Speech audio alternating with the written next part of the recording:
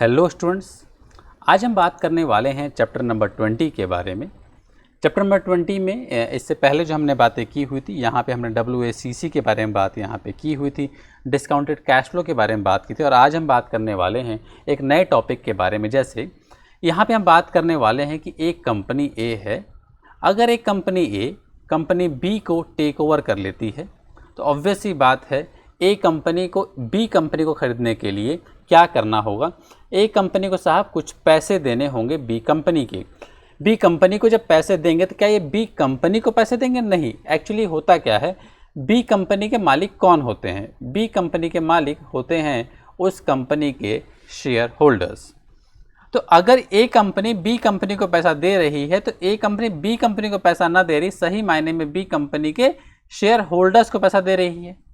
अब share holders मान लेते हैं गणेश, रमेश, सुरेश, है ना, अब्दुल, है ना, बहुत लोग हैं।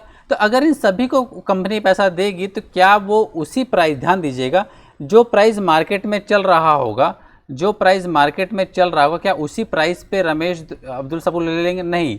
ये लोग भाई पैसे मांगेंगे कुछ एक्स्ट्रा। ऑब्वियस सी बातें बोलेंगे ना, भाई आप हमारे शेयर को लेना चाहते हो तो भैया हमें कुछ एक्स्ट्रा पैसे दो।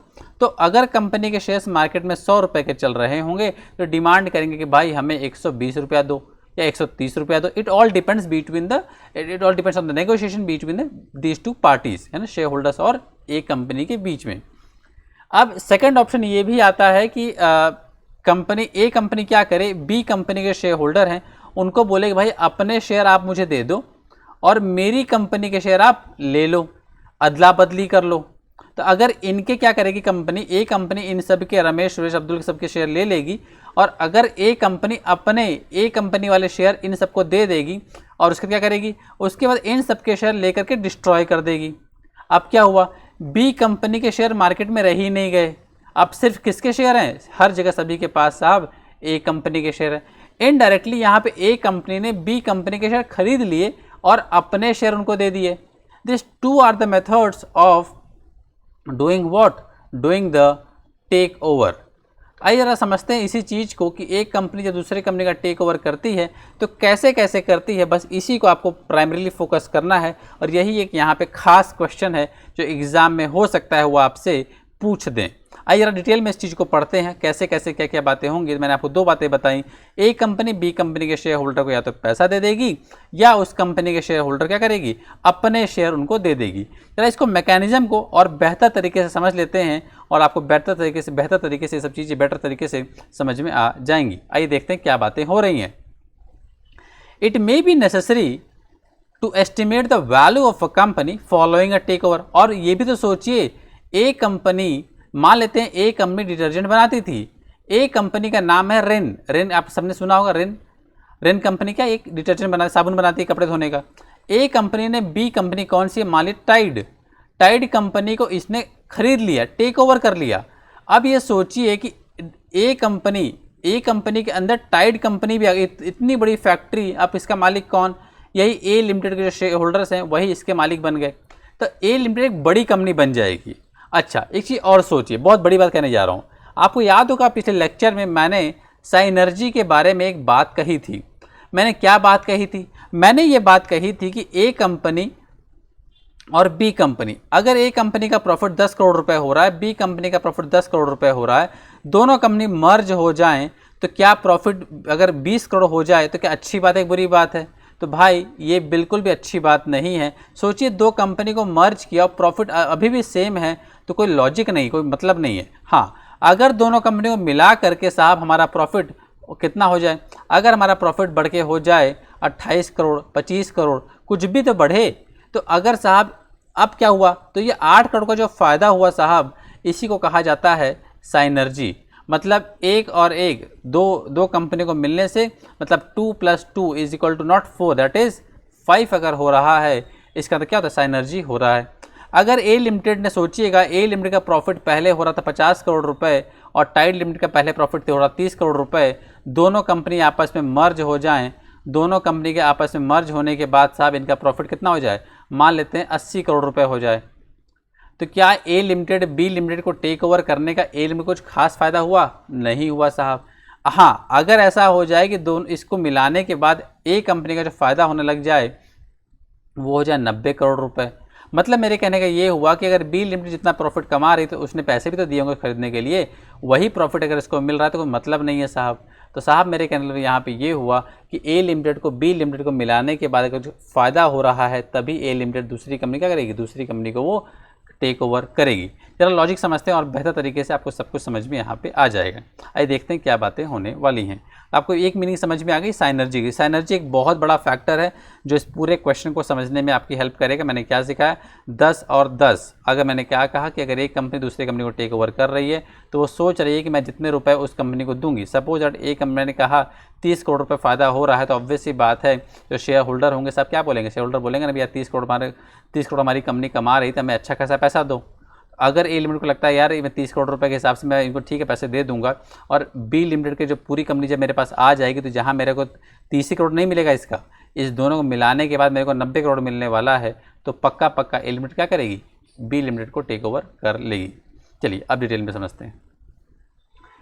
Following a takeover of another company, in this situation when estimating the effect of the takeover on total value of the company, total value पे क्या असर पड़ेगा इस मर्जर का, टेक ओवर का, एंड ऑन द वैल्यू पर share. और ए limited, ध्यान दीजिएगा, हम पूरी बात यहाँ जो करेंगे बड़ी बड़ी वो पूरी बात ज़्यादा से ज़्यादा हम ए लिमिटेड की करेंगे।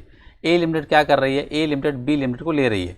तो ए लिमिटेड साहब ये देखेगी कि मेरे को बी लिमिटेड जब मेरे अंडर में आ चुकी है तो अब ए लिमिटेड की टोटल वैल्यू कितनी हो गई, और साथ में ए लिमिटेड ये भी चेक करेगी कि मेरे अब पर शेयर का दाम कितना हो गया है बी लिमिटेड को टेक ओवर करने के बाद। Synergy. Synergy means any synergy arising from the takeover would be expected to increase the value of the company. कौन से कंपनी की, ध्यान दीजिएगा, इसका जब टेक ओवर हो गया तो ये कंपनी खत्म हो गई, बची क्या, ए बची। तो साहब ए लिमिटेड का साहब क्या वैल्यू इंक्रीज हुई, ये ए लिमिटेड अपने फोकस करेगी। The method of financing the take over, कैसे इसको टेक ओवर किया जाए, कहाँ से पैसे लाएंगे, मतलब इसको पैसे देंगे कैसे, बी लिमिटेड को कहाँ से पैसे अरेंज करेगी ए लिमिटेड, ये दो मैटर यहाँ पे हैं। क्या मैटर देखिएगा, the method of financing a takeover, if the cash is used to finance the takeover, the value of the company will be expected to fall by the amount of cash needed. ये देखो पहली बात, if cash is used, अगर हमने cash का इस्तेमाल किया है टेक ओवर को करने के लिए तो कंपनी की वैल्यू क्या हो जाएगी, कंपनी की वैल्यू कम हो जाएगी। तो बाय द अमाउंट ऑफ, जितना हमको कैश जरूरत पड़ेगी उतने से हमारी वैल्यू क्या हो जाएगी, कम हो जाएगी। सेकंड कहानी देखिएगा, मार्क करते रहिएगा अपनी किताब में। इफ़ शेयर्स आर यूज, अगर हमने सब शेयर्स का इस्तेमाल किया हुआ है to finance the take over, the extra shares issued need to be taken into account. हमको ये देखना होगा कि भैया बी लिमिटेड के शेयर होल्डर को हमने जब शेयर के बदले उनके शेयर लिए, अपने शेयर दिए, तो कितने नंबर ऑफ शेयर्स हमने उनको दिए, ये भी हमें ध्यान में रखना होगा व्हेन कैलकुलेटिंग द वैल्यू पर शेयर। हम इसको कैलकुलेट करेंगे, दिखाता हूँ कैसे कैलकुलेट करेंगे। इस क्वेश्चन को ध्यान से देखिएगा, मैं बहुत बारीकी से सॉल्व करूँगा, बहुत ध्यान से देखते रहिएगा। बॉस्टन एक कंपनी है, जो मैंने ए लिखा ना, जैसे बॉस्टन मतलब ये कंपनी क्या करने वाली है, ये कंपनी टेक ओवर करने वाली है। Boston company is an all equity financed company and has 10 million shares in issue. इसके पास टोटल नंबर ऑफ शेयर्स कितने हैं, 10 मिलियन है। मतलब ये कह सकते हैं हम इसको 1 करोड़ शेयर्स हैं। 1 मिलियन में 10 लाख होते हैं, तो 10 मिलियन में 1 करोड़ शेयर्स हो गए। इसकी शेयर की प्राइस कितनी है साहब, 540 सेंट्स। इसको हम $5.4 भी लिख सकते हैं, ध्यान दीजिएगा, इसको हम $5.4 भी लिख सकते हैं पर शेयर, ठीक है।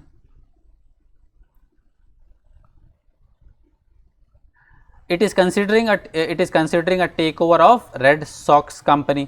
बॉस्टन कंपनी क्या करने वाली है, रेड सॉक्स कंपनी को टेक ओवर करने का सोच रही है, ठीक, ध्यान दीजिएगा। A company in the same industry, Red Sox company is also all equity financed. Red Sox company के पास क्या है, पूरे पैसे जितने भी हैं वो किसके हैं, वो इक्विटी शेयर्स उसने रेस किया हुआ है। And 5 million shares in issue, इसके पास नंबर ऑफ शेयर्स कितने हैं, इस ऊपर वाले के 10 मिलियन थे, यहाँ कितने हैं, 5 मिलियन है। द शेयर प्राइस, इसके मार्केट में शेयर प्राइस कितने हैं, 270 सेंट्स पर शेयर। ऊपर वाले कितने हैं, 540, किसके, टेक ओवर ए लिमिटेड का। बी लिमिटेड कितना हो जाएगा यहाँ पे, 270। बॉस्टन कंपनी साहब टेक ओवर करेगी और ये टेक ओवर हो जाएगी। The take over is likely to result in synergy gains estimated to be worth of 5 million. ऐसा ए बॉस्टन कंपनी को लगता है कि जब मैं टेक ओवर करूंगी तो साहब मुझे कितने का फ़ायदा हो जाएगा, उसको ऐसा लगता है कि मुझे 5 मिलियन का फ़ायदा होगा। द फाइनेंशियल एडवाइजर्स जो फाइनेंशियल एडवाइज़र हैं वो बॉस्टन कंपनी को क्या एडवाइस दे रहे हैं, company have the financial advisors to Boston company have indicated that if an offer is made at a 20% premium, मतलब उनके शेयर्स के प्राइस कितने हैं 270, अगर साहब इसके 20% बढ़ा करके आप पैसे दोगे, मतलब तो ध्यान दीजिएगा 270 सेंट्स प्लस 20%, ये कितना हो जाएगा साहब, ये हो जाएगा आपका 324 सेंट्स। मतलब उनका कहना ये है कि अगर Boston company red Sox company वाले शेयर होल्डर्स को कितना रुपया देगी, हर शेयर का 324 सेंट्स देगी, तभी रेड सॉक्स कंपनी वाले अपने शेयर क्या करेंगे, बेचेंगे। क्या लिखा है, if an offer is made at 20% premium to the current market price, this is likely to be acceptable to the shareholders of Red Sox company. ध्यान दीजिएगा, अब हम जो पैसे देने वाले हैं वो कितने हिसाब से देंगे, हम 324 सेंट्स के हिसाब से कम पैसे देंगे किसको, रेड सॉक्स कंपनी के शेयर होल्डर्स को। रेड सॉक्स कंपनी के शेयर होल्डर्स कितने हैं, उनके साथ शेयर होल्डर्स है 5 मिलियन, मतलब 50 लाख शेयर होल्डर्स हैं साहब उनके। ठीक, अब ये जो मैंने बातें लिखी हैं यहाँ पे $5.4, 270 प्लस 20% दैट इज 324 सेंट्स, ये सब चीज़ें आप लिख लीजिएगा। यहाँ पे जो नंबर ऑफ शेयर्स है वो 5 मिलियन है। ठीक, मैं एक चीज़ और लिख देता हूँ कि टोटल पैसे हमें कितने देने पड़ेंगे, मैं इसको साहब लिख देता हूँ अलग कलर से। हमको साहब टोटल पैसे देने पड़ेंगे वो 5 मिलियन के हिसाब से, $3.24 के हिसाब से 3.2, मैंने इसी को ध्यान दीजिएगा, 324 सेंट्स को क्या लिख सकते हैं हम लोग, $3.24 लिख सकते हैं, वही चीज़ मैंने यहाँ लिखी है साहब। $3.24 के हिसाब से कुल पैसे हमें कितने देने पड़ेंगे साहब, हमें यहाँ जो पैसे देने पड़ेंगे वो 1,62 लाख हमें देने पड़ेंगे। 1,62 लाख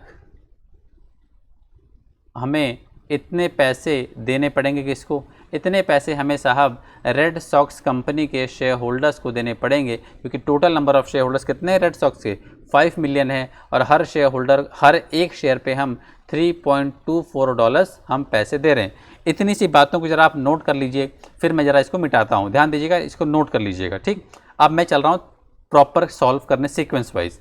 अब दो बातें यहाँ पे पूछी गई हैं, क्या बातें पूछिए देखिएगा, ए और बी। पहले मैं ए को सॉल्व करूँ फिर बी को सॉल्व करूँगा। A Boston company has sufficient cash available to finance the take over. अगर मान लेते हैं कि बॉस्टन कंपनी के पास सफिशिएंट पैसे हैं, कौन से पैसे हैं, कैश पैसे हैं, कैश काफ़ी सारा अवेलेबल है to finance the take over, estimate total value of Boston company post takeover, मतलब बॉस्टन कंपनी की क्या वैल्यू रहेगी पोस्ट टेक ओवर के बाद, टोटल वर्थ कितना रहेगा। एंड ये भी पूछ रहे हैं the value of each share in Boston, takeover करने के बाद बॉस्टन कंपनी के एक शेयर का प्राइस कितना रहेगा, इसको भी ये लोग यहाँ पे पूछ रहे हैं। चलिए मैं इसको अगले पेज पे प्रॉपर सॉल्व करता हूँ जगह बना करके। हाँ, यहाँ पे जगह मिल गई हमें, आइए यहीं पे मैं सॉल्व करता हूँ। मैं फर्स्ट पार्ट को सॉल्व कर रहा हूँ। बॉस्टन कंपनी साहब जो है, Boston company pre takeover की वैल्यू कितनी है, तो साहब इनकी प्री टेक ओवर की वैल्यू जो है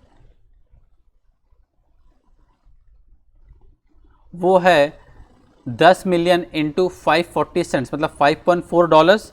10 मिलियन को साहब अगर आप मल्टीप्लाई करेंगे 5.4 से तो ये आपको मिलता है 5 1 2 3 4 5 6, दैट इज़ 5 करोड़ 50। ध्यान दीजिए कुछ है नहीं है, 1 करोड़ को मल्टीप्लाई कर दीजिए, 1 करोड़ को मल्टीप्लाई करेंगे 5.4 से कितना हो जाएगा, 5.4 करोड़। तो 5.4 करोड़ मतलब 5 करोड़ 40 लाख, तो मैंने वही लिख दिया साहब 5 करोड़ 40 लाख। तो यहाँ पे हम साहब सिंपल रखने के लिए 3 जीरो को हटा रहे हैं, तो क्या बचेगा यहाँ पे 54,000 बचा। ठीक, तो ये बच गया आपका 54,000। ठीक, या चाहे तो आप साहब मैं पूरा भी लिख सकता हूँ, चलिए पूरा लिख देता हूँ, 5 करोड़ 40 लाख। ठीक, चलिए इसके बाद साहब रेड सॉक्स की अगर हम बात करें तो रेड सॉक्स कंपनी का साहब प्री टेक ओवर वैल्यू कितनी है, प्री टेक ओवर जो वैल्यू है साहब वो है उनकी 2.7 इंटू 5 कर दीजिए साहब, 2.7 इंटू 5 करेंगे तो ये आता है 13.5 साहब, है ना। तो ये कितना आ जाएगा साहब, ध्यान दीजिएगा 5 में मतलब 50 लाख, 50 लाख को 2.7 से मल्टीप्लाई करेंगे, ऑब्वियस 50 लाख को 2.7 मतलब कितना हो जाएगा साहब 1 करोड़ 35 लाख रुपए। तो ये हो गया आपका 1 करोड़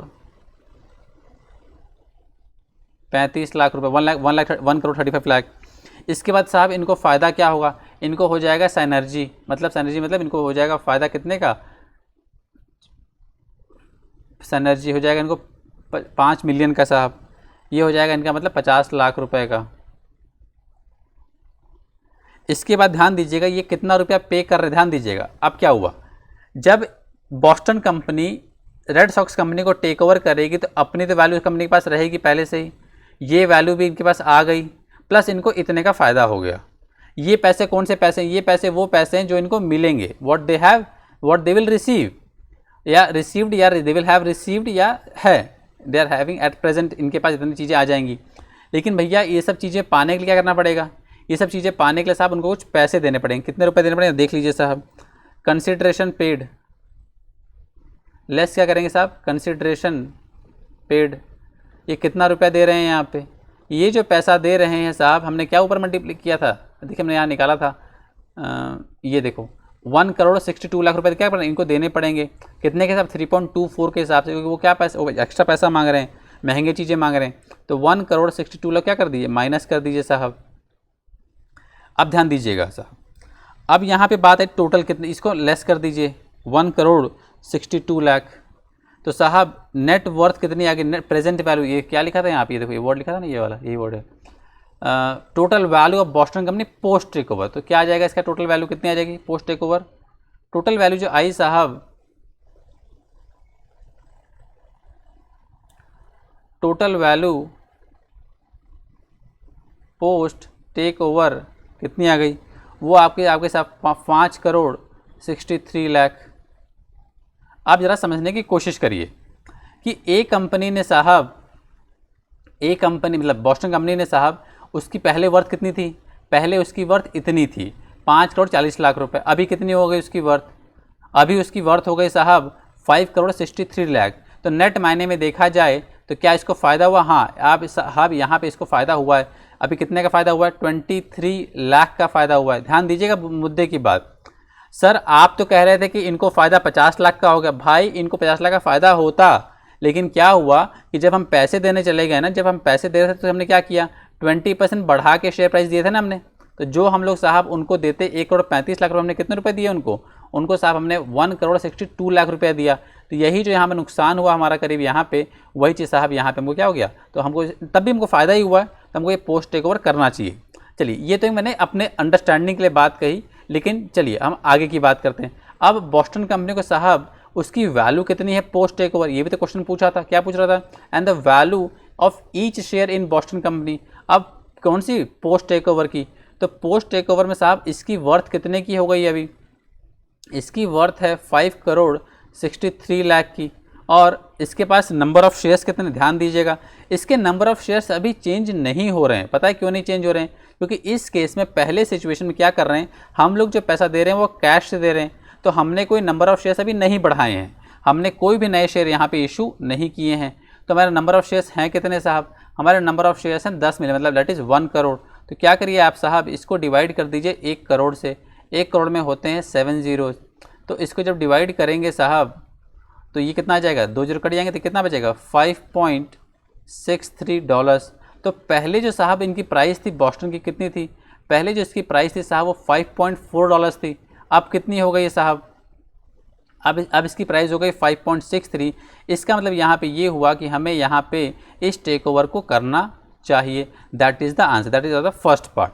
आइए हम लोग साहब बात करते हैं सेकंड पार्ट के बारे में कि सेकंड पार्ट क्या कह रहा है।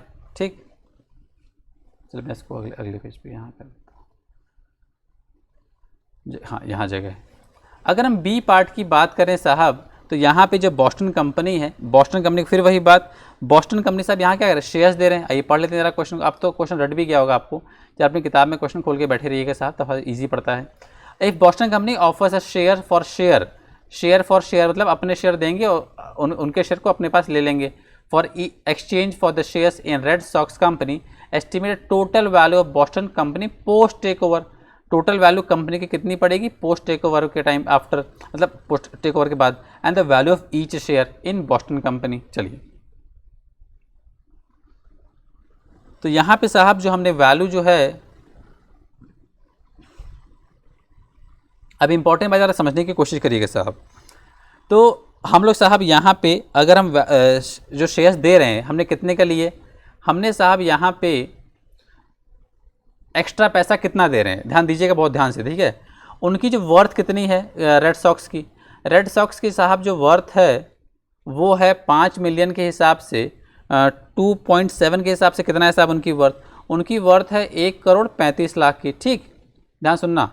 और हम लोग साहब जो उनको पैसे दे रहे हैं कितने दे रहे हैं, हम उनको पैसे दे रहे हैं 5 मिलियन इंटू 3.24, तो कुल मिला के हमको जो पैसे दे रहे हैं उनको 1,62,00,000 रुपीज़ दे रहे हैं। तो साहब हमने उनको कितने रुपए एक्स्ट्रा दे दिए, हमने साहब उनको, मैंने उल्टा ऊपर लिख, इसको 1,62,00,000 को ऊपर लिखा था, माइनस ज़्यादा अच्छे से होता, तो हमने साहब उनको 27 लाख रुपीज़ एक्स्ट्रा दे दिया है ना साहब। और हमको जो सिनर्जी थी, ध्यान दीजिएगा, क्या हम इस ऑफ़र को एक्सेप्ट करेंगे? हाँ, हम इस ऑफ़र को एक्सेप्ट तभी करेंगे, ध्यान सुनिएगा, अगर हमको यहाँ पे जो पैसे देने पड़ते, ध्यान सुनना, मेरी बहुत बड़ी बात करने जा रहा हूँ, अगर हमको यहाँ जो पैसे देने पड़ रहे थे, अगर वो पैसे हमको यहाँ पे देने पड़ते, मान लेते हैं 1,35,00,000 नहीं, 1,90,00,000 रुपये, ध्यान सुनना मेरी बात को, अगर हमको साहब 1,90,00,000 रुपये देने पड़ते, तो क्या हम 1,90,00,000 माइनस 135 करे, 10 में से 5 के 5, यहाँ बचे 8, 8 में 3 गए 55 लाख। तो अगर साहब हमको 1,90,00,000 रुपये देने पड़ते, तो साहब हमको तो एसेट्स कितने, वहाँ पे शेयर कितने मिल रहे हैं, 1,35,00,000 का, और हमारा नुकसान कितने का हो रहा है, हमारा नुकसान हो रहा है 55 लाख रुपए का।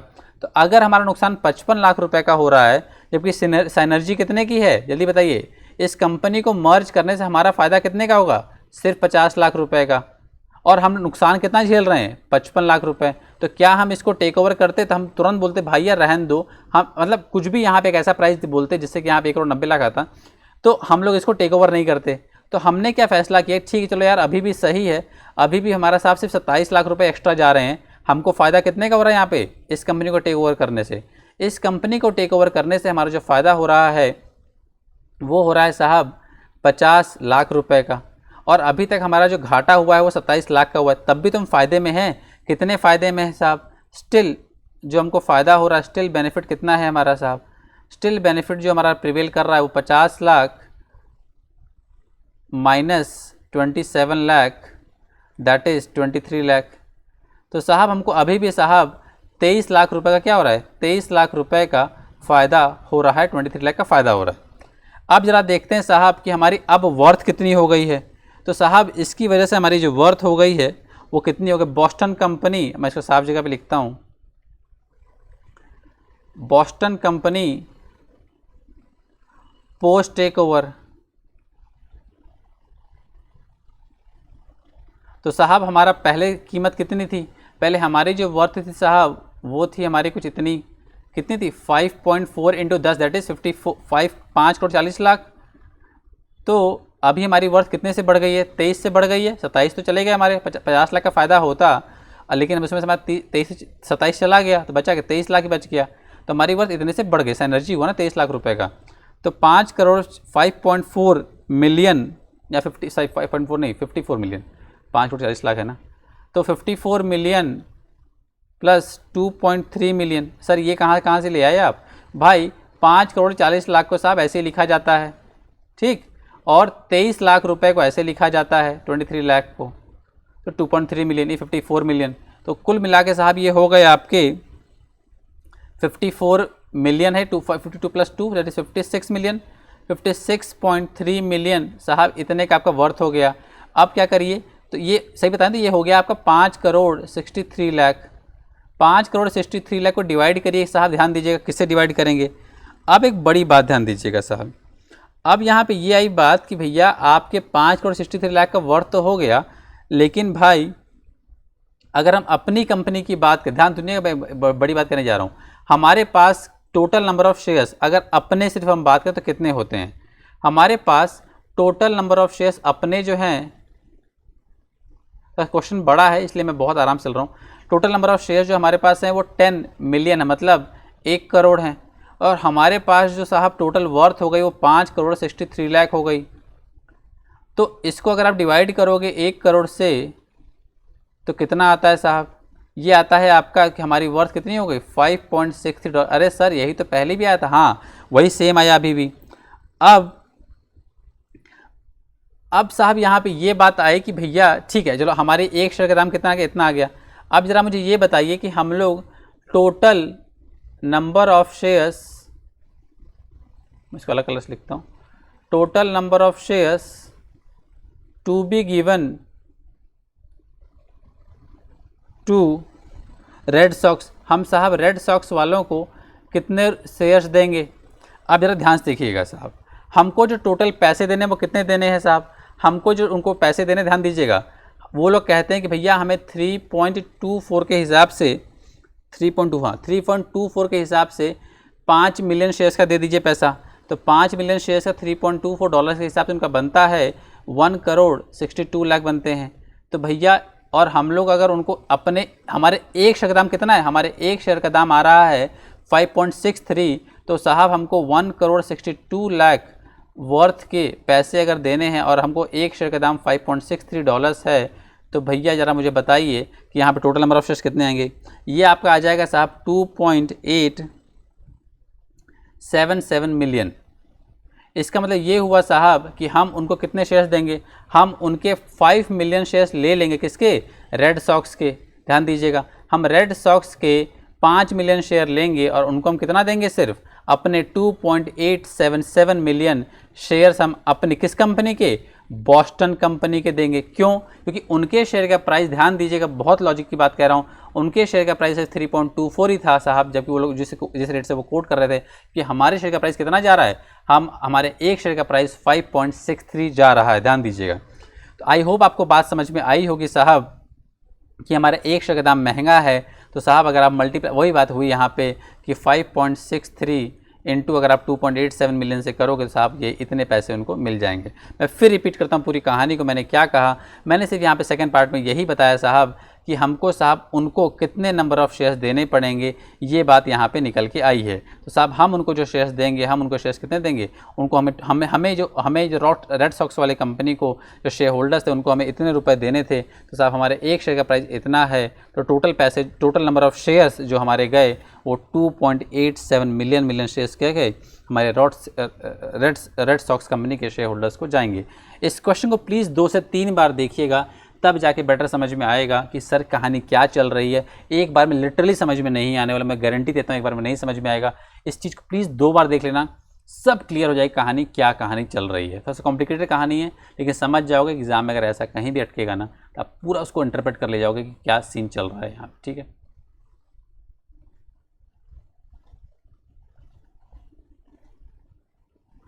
देखिए साहब, तो ये बातें हो गई। तो यहाँ मैंने ये देखो क्या बताया, मैंने ये बताया ना, एक बॉस्टन कंपनी ऑफर्स है शेयर फॉर शेयर, हमने शेयर के बदले शेयर दिया for shares in Red Sox company estimating total value of Boston company post takeover. Boston company का वर्थ कितना रहेगा साहब? बॉस्टन कंपनी का जो वर्थ आया था हमारा वो 5.63 मिलियन ही आया था। देख लो साहब, ये 2.7 ये 23 ये 5.63 मिलियन आया था, 5,63,00,000। इसके बाद हमने क्या दिया? बॉस्टन कंपनी को देयरफॉर इशू, हमने कितने शेयर इशू किए साहब? हमने साहब जो इशू किए साहब शेयर्स, वो दैट विल इशू 2.87 मिलियन। हमने क्या किया? उनको नंबर ऑफ शेयर्स हमने उस कंपनी वालों को इशू कर दिया साहब। तो बहुत मुश्किल कुछ नहीं है, हमको कितने रुपए देने थे। अगर आप इसको एक बार थोड़ा सा लॉजिक में सिंपल बताना चाहूँ तरीके से, आप ये सीख सकते हो कि हमारे एक शेयर का दाम, सॉरी देखें बहुत ये भी तरीका ईजी है। एक शेयर का दाम हमारे कितना है? 5.63 आया, और हमको साहब उनके एक शेयर का प्राइस कितना है? 3.24। तो अगर आप ऐसे क्रॉस मल्टीप्लाई करोगे ना साहब तो भी कुछ निकल के आएगा। अभी मैं करके दिखाता हूँ। तो ये 3.24 डिवाइडेड बाई 5.6 तो कितना आया? 0.57। तो ये आएगा 0.57। मतलब साहब उनका इतना शेयर हमारे, उनका सिर्फ 0.57 शेयर हमारे एक शेयर के बराबर है। अब इस तरीके से अगर हम करेंगे,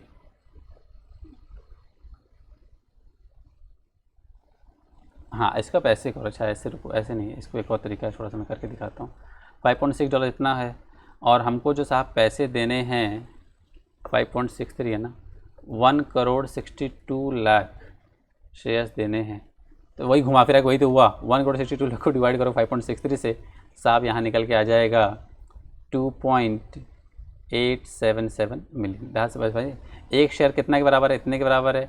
टोटल पैसे कितने देने हैं, 1,62,00,000 तो साहब वो आ जाएगा 2.87 मिलियन आ जाएगा। तो घुमा फिरा आंसर वही आएगा जो मैंने ऐसे किया है, वही वैसे आएगा। ठीक है, I hope you have enjoyed this thing. आइए अब हम बात करते हैं सिंपल बातें। ये हो गई टफ बातें, अब हम बहुत सिंपल बातें करेंगे जो आपको मज़ा आएगा। सिंपल कुछ मुश्किल बातें नहीं है।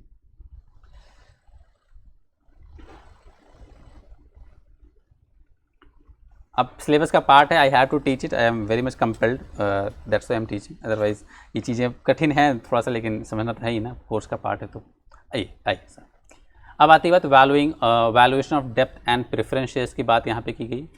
अब आपको याद होगा साहब, हमने डेप्थ के बारे में पहले भी डिस्कस किया है, प्रेफरेंस शेयर्स के बारे में पहले भी डिस्कस किया है। कहाँ पे डिस्कस किया है? चैप्टर नंबर 17 का फर्स्ट लेक्चर प्लीज़ आप देख लीजिएगा, पार्ट 1। चैप्टर 17 का पार्ट 1, वहाँ पे मैंने इसके फॉर्मूले लिखवाए हैं प्रेफरेंस शेयर्स और डेप्थ के, और ये बीच में हमने काफ़ी चैप्टर 17 में पूरा यही कवर किया हुआ था हमने। आइए फिर से यहाँ देखते हैं। In chapter 17 we looked at using the dividend valuation model to determine the cost of capital, आपको याद होगा पूरा डिटरमाइन किया था, and saw that many of the equations could be rearrange to give market value. जो equation हमने वहाँ बनाई थी ना, K e is equal to D1/P0 plus g, फिर D1/P0, फिर EPS upon expected EPS upon P0, ये सब इक्वेशन क्या करें हम रीअरेंज करते हैं, मतलब इसको यहाँ ले जाओ, इसको यहाँ ले जाओ, इसको यहाँ ले जाओ, ऐसे करके क्या निकाला, उससे हम क्या निकाल सकते हैं साहब, उससे हम मार्केट प्राइस निकाल सकते हैं साहब। तो वही यहाँ बात की गई है साहब प्रेफरेंस शेयर्स के बारे में, इररिडीमेबल डेप्थ के बारे में, रिडीमेबल डेप्थ के बारे में, यही हम डिस्कस यहाँ फिर से रिपीट करेंगे। चैप्टर 20 में सही बताऊँ तो काफ़ी कुछ रिपीटिशन है जो आप ऑलरेडी अपने प्रीवियस चैप्टर से पढ़ चुके हैं, लेकिन कुछ चीज़ें बीच में नई भी दिख जाती हैं, तो नया भी कैसे थोड़ा बहुत, लेकिन पुराना काफ़ी ज़्यादा है इसमें। ऐसा फिर यहाँ बात की गई है डी एक कॉन्स्टेंट एनुअल, मैंने वही बात की थी, डी क्या होता है, डिविडेंड होता है, P0 इज, अब हमेशा देखो क्या लिखा है, हमेशा साहब हमें जो प्राइस लेनी है वो हमेशा एक्स डिविडेंड प्राइस लेनी है। KP क्या है साहब, cost of preference shares. I hope ये फॉर्मूला आपको याद आ रहा हो। अगर आपने चैप्टर 17 का पार्ट 1 देखा हो तो हमें लिखवाया था KP will be equal to D1/P0। Normally यहाँ D1 नहीं होता, यहाँ D होता है, क्योंकि साहब होता क्या है ना, प्रेफरेंस शेयर्स के डिविडेंड होते हैं वो ग्रो नहीं करता है, तो यहाँ पे हमेशा D रहता है साहब, D1 नहीं रहता है, D0 भी नहीं रहता है, बस नॉर्मली D लिखते हैं हम लोग उसको। ठीक, फिर लिखिए I क्या है साहब, annual interest rate, interest starting in 1 year time. तो मार्केट वैल्यू क्या, मार्केट वैल्यू डिबेंचर नाउ। और ध्यान दीजिएगा नॉर्मली जब भी आप मार्केट, ठीक है मार्केट वैल्यू जो भी हो, लेकिन साहब उसकी जो नॉमिनल वैल्यू होती है, ध्यान देना, मैं फिर से रिपीट कर रहा हूँ, आपको याद होगा मैंने ये बात कही भी थी, क्या मानते हैं हम लोग हमेशा, $100 मानते हैं, किसका, डेप्थ का साहब। हमेशा नॉमिनल वैल्यू क्या मानते हैं, नॉमिनल वैल्यू हमेशा हम 100 मान के चलते हैं साहब। फिर आते हैं T/9 के बारे में ज़रा बात कर लेते हैं साहब, बहुत सिंपल सी बात है। A firm has in issue 12% preference shares with a nominal value of $1। Preference shares का साहब यहाँ पे 12% इंटरेस्ट चल रहा है। उसकी जो नॉमिनल फेस वैल्यू कितनी साहब, $100 है साहब। Currently the required return of preference share holder is 14%। तो अगर मैं एक फॉर्मूला लिखवा दूँ, KP will be equal to D/P0, तो अब ज़रा मुझे बताइए इसमें क्या क्या दिया हुआ है। अब जरा आप लॉजिक लगाएं साहब, तो ये $1 पे 12% कितना होता है साहब, $1 पे 12% होता है 12 सेंट्स। तो मैंने यहाँ पे डी क्या लिख दिया, डिविडेंड क्या हो गया, 12 सेंट हो गया। नॉर्मल वैल्यू पे निकलता है डिविडेंड, तो हमेशा मार्केट प्राइस तो निकलता है डिविडेंड। फिर आती है बात करंट, इसकी जो प्राइस प्रेफरेंस शेयर होल्डर्स की जो रिटर्न मतलब कॉस्ट, ध्यान दीजिएगा प्रेफरेंस शेयर होल्डर्स का जो रिटर्न होता है, एक्सपेक्टेड रिटर्न जो चाहते हैं वो लोग, और वही हमारी कंपनी के लिए क्या होती है, required return of preference share holders. Preference आपको याद हो ये बात मैंने लिखवाई, expected dividend by preference share holders, ये बात भी मैं चैप्टर 17 के शीट 1 में लिखवाई है। Preference share holders, expected dividend by preference share holders, that is उनकी डिमांड हमारी क्या है, कॉस्ट। तो हमारी कॉस्ट कितनी है यहाँ पे 14%। What is the value of preference shares, भैया प्रेफरेंस शेयर्स की प्राइस निकाल दो, बस रीअरेंज करो। P0 will be equal to 12/14%। 12 को साहब कुछ मत करो, चुपचाप उठाकर 12 लिखो, डिवाइडेड बाई 14 लिखो और परसेंटेज का बटन दबा दो। दिखा तो मैं आपको साहब, 12 लिखा, डिवाइड लिखा, 14 लिखा, परसेंटेज का बटन दबा दिया, ये 0.4 हो गया, इक्वल टू दबा दो, तो कितना मिल गया 85.71। तो क्या मिल गया साहब, ये आपको मिल जाएगा 85.71 सेंट्स। बात समझ में आई साहब, ठीक। तो यहाँ पे जो कैलकुलेटर में पॉइंट ये आया था ना बीच में, पहले वो पॉइंट कैलकुलेटर में नहीं आएगा जब कैलकुलेटर से करोगे, कौन से वाले से, वही नॉर्मल ऑर्बिट वाले से, ठीक है। मैं फिर आपको कैलकुलेटर दिखा देता हूँ, हो सकता है बहुत बच्चों ने ना देखा हो, तो प्लीज़ देख लीजिए साहब।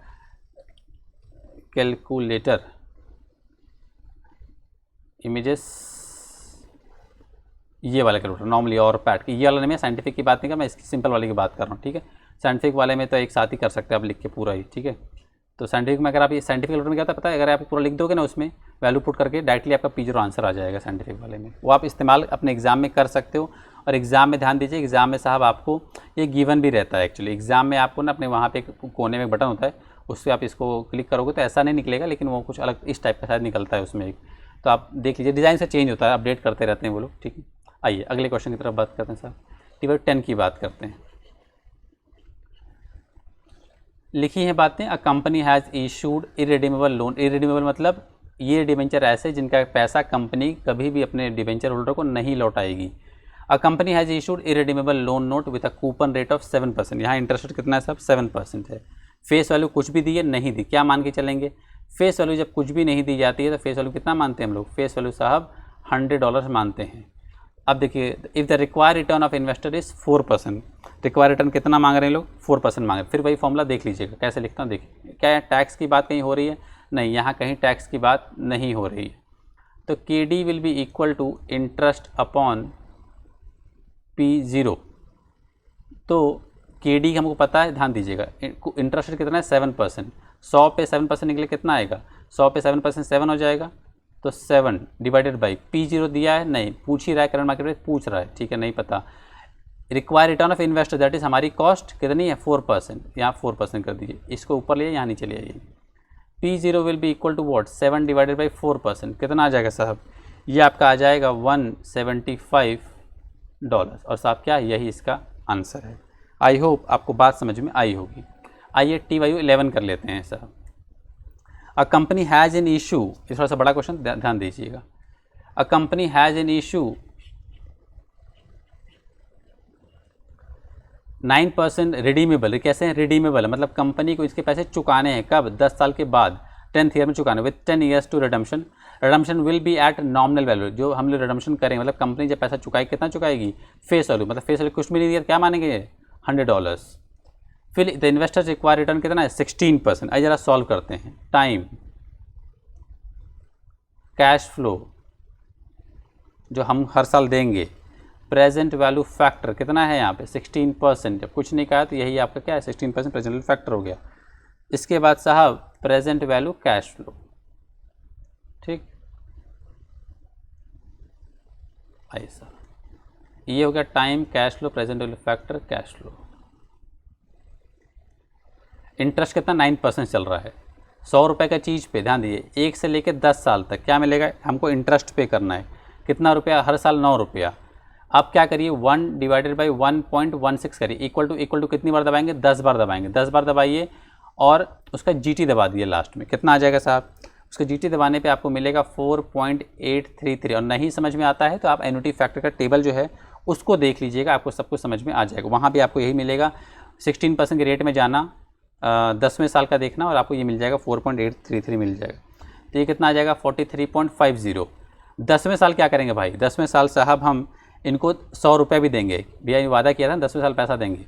फिर क्या करना, 1 डिवाइडेड बाई 1.1 से इक्वल टू 10वें साल का देखो जरा बताओ कितना आएगा साहब, वो आपका आ जाएगा 0.227। ये कितना हो जाएगा 22.7। कुल पैसे हमने कितने दिए साहब, कुल पैसे जो हमने दिए वो दिए 66.20 साहब, इतने रुपए साहब कुल मिला के। ये क्या, ध्यान दीजिएगा, इसका मतलब ये हुआ, ध्यान दीजिएगा, इतने पैसे हमको पूरे देने पड़ेंगे लाइफ टाइम में। इसका मतलब ध्यान दीजिए, यही होता है साहब क्या, इसका यही हो गया इसका मार्केट वैल्यू। मैंने क्या कहा था याद है, मार्केट वैल्यू होता है टोटल जो पैसा, ध्यान दीजिएगा, टोटल जो पैसा एक इन्वेस्टर को पूरी ज़िंदगी में मिलता है प्लस एंड में उसको मिलता है।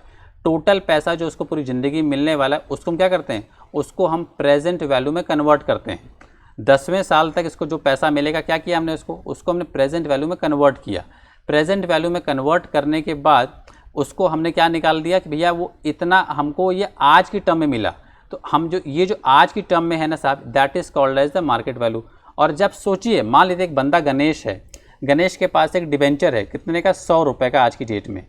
अगर मैं उससे कहूँ मुझे बेच दो तो क्या बोलेगा, अरे यार 10 साल का है बाबा, ये मुझे 10 साल तक इंटरेस्ट मिलेगा, 10वें साल मुझे 100 रुपये मिलेंगे, काफ़ी सारे पैसे मिलेंगे। वो जोड़ेगा इसको, वो जोड़ेगा, तो भाई ध्यान देना, जोड़ने पे तो बहुत बड़ा आ जाएगा, लेकिन फिर क्या करेगा वो, 10वें साल मिलेगा ना यार, उसको कन्वर्ट करो आज की टर्म में। आज की टर्म में जब कन्वर्ट करोगे डिस्काउंटिंग फैक्टर लगा के, क्योंकि उस टाइम की जो महंगाई और आज की महंगाई कम है, उस टाइम महंगाई भी तो ज़्यादा हो चुकी होगी। तो जब हमने आज की टर्म में कन्वर्ट किया तो कितना निकल के आया ये 66.20। तो गणेश क्या करेगा, गणेश मुझे बोलेगा भाई अखिलेश अगर तुमको लेना हो तो भाई इसको 66.20 का ले लो, मैं आपको देने को रेडी हूँ।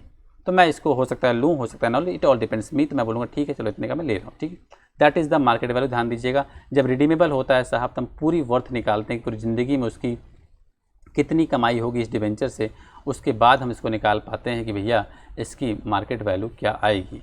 किसी को भी कोई डाउट हो ना, please do comment me, I will answer all the doubts. तो प्लीज़ खूब डाउट पूछें, खूब कमेंट करें, ताकि मुझे समझ में आए कि हाँ बच्चों को कैसा लग रहा है। आई लव द डाउट्स, ठीक है। अगले लेक्चर में साहब हम लोग यहाँ से बात करेंगे कन्वर्टेबल डेप्थ के बारे में। Take care everyone, take care, खूब पढ़ाई जल्दी से बने साहब।